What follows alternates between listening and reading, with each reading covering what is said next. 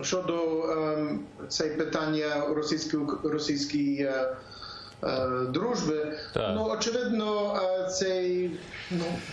це, що відбулося у 2014 році, взагалі покаже, що не тільки що угода, яка була підписана в 1997 році, плюс Будапештський меморандум, який було підписано 3 роки до того, вони не дійсні, вони не актуальні. Росія це зробила, а не Україна. І це не питання розірвати їх, це питання і просто припинити їх. Бо вони існують на 10 років, і якраз на другий рік вони будуть вже припинені, і Україна не буде їх продовжити. Але тут треба звинувачувати не Україна, а Росія по це питання.